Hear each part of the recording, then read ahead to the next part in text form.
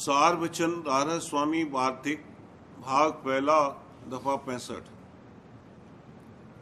असली ज्ञान उसका नाम है कि ब्रह्म का दर्शन साक्षात हो जावे। उसका रस ऐसा है कि गृहस्थ आश्रम क्या 7 विलायक के राज पर ठोकर मारता है, पर वह रस मिलना चाहिए। संतों के मत में ब्रह्म नाम ईश्वर के लक्ष्य स्वरूप का है और यह लक्ष्य स्वरूप ही माया सबल है, पर वेदांती ब्रह्म के लक्ष्य स्वरूप को शुद्ध और ईश्वर स्वरूप को वाच और माया सबल कहते हैं। मगर संत जो इन दोनों स्वरूप के परे पहुंचे फरमाते हैं कि ब्रह्म के दोनों स्वरूप यानी वाच और लक्ष्य माया सबल हैं, यानी एक जगह माया प्रकट है और दूसरी जगह यानी लक्ष्य में बहुत बारीक और गुप्त है। दफा 66।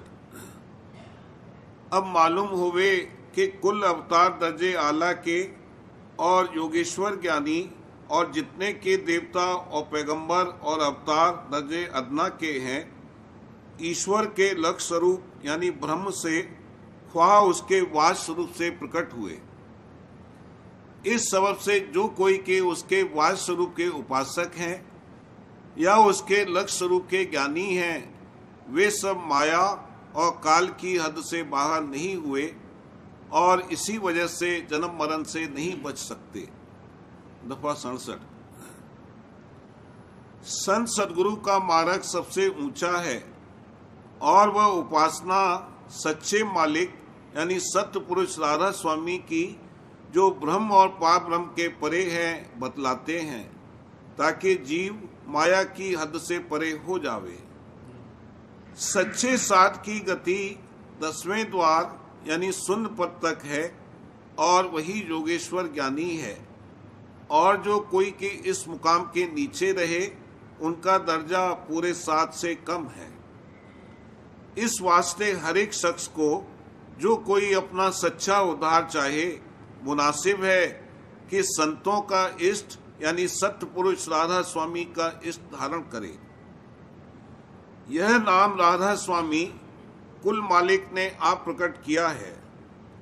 जिस किसी को इस नाम का भेद मिल जावे और वह राधा स्वामी की शरण लेकर इस नाम का संतों की जुगत यानी तरीक के मुआफिक जाप करे या अंतरी सुमिरन करे या अपने अंतर में नाम की धुन सुने, तो जरूर उसका उद्धार होगा। और यह बात चंद रोज के अभ्यास में उसको आप अपने अंतर में साबित हो जावेगी। दफा 68। यह जिक्र ऊपर हो चुका है कि कुल अवतार और योगेश्वर ज्ञानी और पैगंबर और योगी ज्ञानी वगैरह मुकाम 10वें द्वार या त्रिकुटी या सहस्त्र कंवल से प्रकट हुए और चारों वेद नाद यानी प्रणव से त्रिकुटी के मुकाम पर प्रकट हुए, और देवता जैसे ब्रह्मा विष्णु महादेव सहस्त्र कमल के नीचे से प्रकट हुए। इस वास्ते इन सब का दर्जा संतों के और सत्य पुरुष के दर्जे से नीचा है, यानी संतों की बड़ाई इन सब से ज्यादा है। यह सब संतों के अधीन है और संत सिर्फ सत्य पुरुष राधा स्वामी के अधीन है। इसी सबब से संत और फकीरों का वचन और वाणी वेद और शास्त्र और कुरान और पुराण पर फाइक है, यानी इनसे ऊंचा है। वेद और कुरान और पुराण बतौर कानून वास्ते बंदोबस्त दुनिया के हैं। इनमें अव्वल मतलब प्रवृत्ति यानी दुनिया के बंदोबस्त और कयाम यानी ठहराव का है, और थोड़ा सा जिक्र निवृत्ति यानी नजात का है, और संतों के वचन में असली मतलब निवृत्ति यानी मोक्ष का जिक्र है। इस वास्ते उनकी वाणी और वचन सब आसमानी किताबों पर फाइक हैं, और यही बड़ाई संतों की है, क्योंकि वेद और कुल किताबें आसमानी उस स्थान से प्रकट हुई हैं जहाँ से 3 गुण और 5 तत्व पैदा हुए और माया यानी कुदरत ने ज़हूरा किया, और संतों का वचन उस स्थान से प्रकट हुआ जहाँ माया का नाम व निशान भी नहीं है। इस वास्ते वह सिर्फ निवृत्ति का जिक्र करते हैं और यह निवृत्ति और प्रवृत्ति दोनों का जिक्र करते हैं, बल्कि प्रवृत्ति का जिक्र कसरत से किया है। यानी वेद में 80,000 कर्मकांड के श्लोक हैं, यह प्रवृत्ति है, और 16,000 उपासना कांड और सिर्फ 4,000 निवृत्ति यानी ज्ञान कांड के श्लोक हैं। यही हाल थोड़ा बहुत कुरान और दूसरी आसमानी किताबों का है कि तवारीखी हालात बहुत वर्णन किए हैं और तरीका अभ्यास और शिनाख्त मालिक कुल का बहुत कम बयान किया है। खुद श्री कृष्ण महाराज ने अर्जुन से गीता में कहा है कि वेद की हद से, जो कि 3 गुण से मिला हुआ है, न्यारा हो, यानी उसके ऊपर स्थान हासिल कर। श्लोक यह है, त्रैगुण विषया वेदा निस्त्रे गुण्यो भवार्जुन। और ऐसा भी कहा है कि जब तक शख्स वर्णाश्रम के कर्म और धर्म यानी उपासना में फंसा है, तब तक वह वेद का दास है, यानी उसको वेद के कहने पर चलना चाहिए। और जब वह माया और 3 गुण की हद से निकल गया, तब वेद के सिर पर उसके चरण हैं, यानी वह वेद के कर्ता का कर्ता है और इसका हुक्म वेद के हुक्म के ऊपर है। श्लोक भी लिखा जाता है, वर्णाश्रमाभिमानेन श्रुति दासो भवे नरः वर्णाश्रम विहीनश्च श्रुति पादोत मूर्ध्वनि। इस तरह मुसलमान फकीर कामिल भी शरय के पाबंद नहीं, बल्कि शरय के हुक्म पर उनका हुक्म है। दफा 69।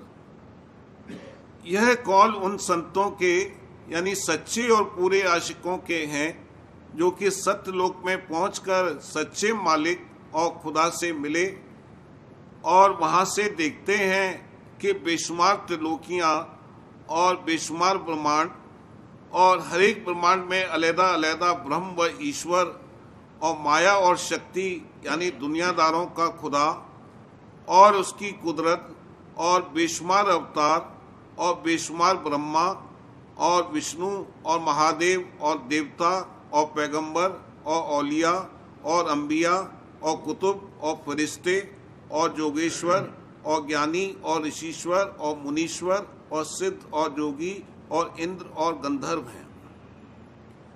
ऐसे जो संत हैं वह कब इनकी तरफ दृष्टि लावेंगे और कब उनके हुक्म के पाबंद होंगे। हर एक त्रिलोकी का एक एक धनी यानी मालिक है, जिसको ब्रह्म और ईश्वर यानी माया सबल कहते हैं। स्थान इसका त्रिकुटी है और सहस्रदल कमल है। ऐसे ऐसे बेशुमार ब्रह्म और ईश्वर उस परम पद यानी सत्य पुरुष राधा स्वामी के पैदा किए हुए हैं। सिर्फ संत इस पद में पहुंचे हैं और दूसरे की ताकत नहीं है।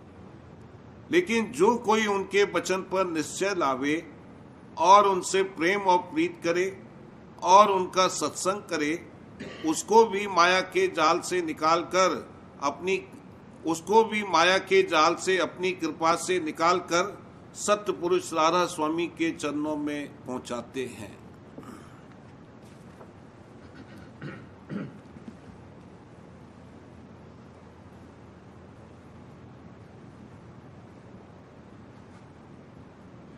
प्रेम पत्र राधा स्वामी, पहला भाग, वचन 5वां। अभ्यास में विघ्न और उनके दूर करने का जतन। कोई लोग भजन में रस न मिलने की शिकायत करते हैं, या ये कि अंतर में उनको कुछ नहीं खुला। इसका सबब ये है कि या तो उनका मन वक्त अभ्यास के संसारी चाहों या कामों की गुनावन या ख्याल में लगा रहता है, या संसारी काम या उनकी गुनावन करके अभ्यास में बैठते हैं, या उनको जो कुछ अंतर में सुनाई या दिखाई देता है उसकी उनको पहचान और कदर नहीं है।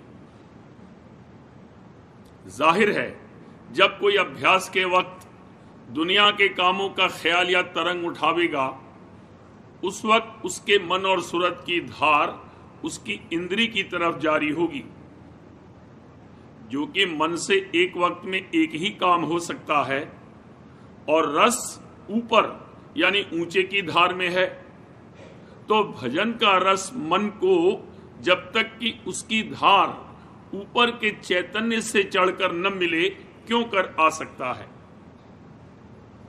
जो कोई संसारी काम या उसका ख्याल करके अभ्यास में बैठता है तो मन और सूरत उसके कामना की धार से भींगे हुए हैं और उस वक्त उनका झुकाव और ख्याल नीचे की तरफ हो रहा है। तो जब तक गहरा शौक और प्रेम अंग लेकर भजन में मुतवज्जह न होगा तब तक सूरत और मन निर्मल होकर न लगेंगे और रस नहीं आवेगा। इस सूरत में मुनासिब है कि कोई चेतावनी या विरह या प्रेम के शब्द का बड़ी पोथी सारवचन नज़म से होशियारी से पाठ करे और अपने ख्याल को बदले तो अलबत्ता कुछ रस या आनंद अभ्यास में मिल सकता है। कोई शख्सों का ये हाल है कि जैसा कि उनको भेद स्थानों का मिला है, जब अभ्यास में बैठते हैं तो चाहते हैं कि पहला मुकाम तो फौरन ही खुल जावे और जो कुछ उसकी झलक दिखाई देवे तो चाहते हैं कि बराबर उनके सामने खड़ी या कायम रहे और जो आवाज उनको पहले मुकाम की सुनाई देती है तो उसकी जैसा कि चाहिए कदर नहीं करते। इस सबब से अभ्यास रूखा और फीका मालूम होता है।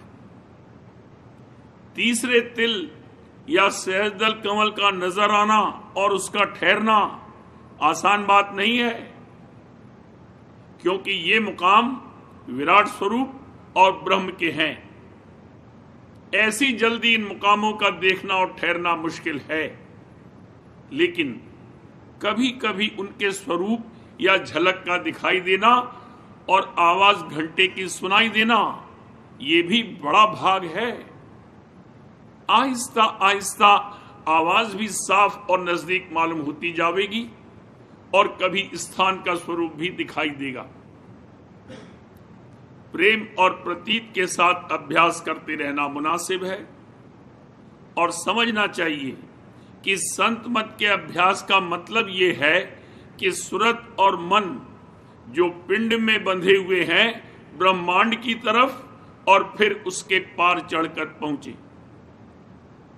जो कोई ध्यान में अपने मन और सूरत को पहले या दूसरे मुकाम पर जमावे और थोड़ी देर तक ठहरावे तो चाहे उसे कुछ नजर आवे या नहीं, सिमटाव और चढ़ाई का रस तो जरूर ही मिलेगा। इसी तरह जो ध्यान और भजन के वक्त अपने मन और सूरत को जोड़ेगा और जहां से की आवाज आ रही है वहां तक आहिस्ता आहिस्ता पहुंचावेगा तो जरूर उसको आनंद भजन का आवेगा। इस वास्ते मुनासिब है कि ध्यान और भजन के वक्त दुनिया के ख्याल छोड़ करके अपने मन और सूरत को पहले स्थान पर जमावे और जो वो उतर आवे तो फिर वहां पहुंचाकर ठहरावे। इसी तरह बारंबार करता रहे तो थोड़ा बहुत शब्द भी सुनाई देगा और रूप भी दिखाई देगा और सिमटाव और चढ़ाई का जो आनंद है वो भी जरूर मिलेगा। मगर इन सब कामों के करने के वास्ते शौक और तड़प यानी विरह और प्रेम थोड़ा बहुत जरूर दरकार है। जो अभ्यास के वक्त मन काबू में ना आवे तो मुनासिब है कि बड़ी पोथी में से कोई विरह या प्रेम या चेतावनी का शब्द जिसका दिल पर असर ज्यादा होता हुए गौर से पढ़कर भजन में बैठे तो मन की किसी कदर हालत बदलेगी और भजन थोड़ा बहुत दुरुस्ती के साथ बनेगा। और कभी कभी अपने मन को इस कदर समझौती देना चाहिए कि जब तू दुनिया के काम करता है तो परमार्थ का ख्याल नहीं करता, और जब परमार्थ के काम करता है तो दुनिया के कामों का क्यों ख्याल करता है। और जब तब सच्चे मालिक के चरणों में प्रार्थना करता रहे कि मन निर्मल और निश्चल होकर भजन में लगे। जरा गौर करने से मालूम होगा कि भजन और ध्यान के वक्त दुनिया के ख्याल उठाने में निहायत बेअदबी सच्चे मालिक के साथ होती है। जैसे कि कोई अपने बाप या हाकिम के सामने जाकर बातें दूसरों से करे और उनका वचन न सुने और उनकी तरफ भी न देखे, तो वो कैसे राजी होंगे? इसी तरह मालिक भी राजी नहीं होता है और इसी सबब से अभ्यास में रस नहीं आता है। इस वास्ते मुनासिब है कि जो ज्यादा न बने तो थोड़ा ही अभ्यास करे, पर जहां तक मुमकिन हुए दुरुस्ती और तवज्जह के साथ करे। जब कभी भजन या ध्यान के वक्त देह सुस्त या शिथिल होती हुई मालूम हुए या नींद आती मालूम पड़े, तो उस वक्त अभ्यास को छोड़कर थोड़ी देर के वास्ते हाथ और पैर फैला देवे, और जो ज्यादा सुस्ती हुए तो उठकर 2-4 कदम टहले और फिर बैठकर अभ्यास करे।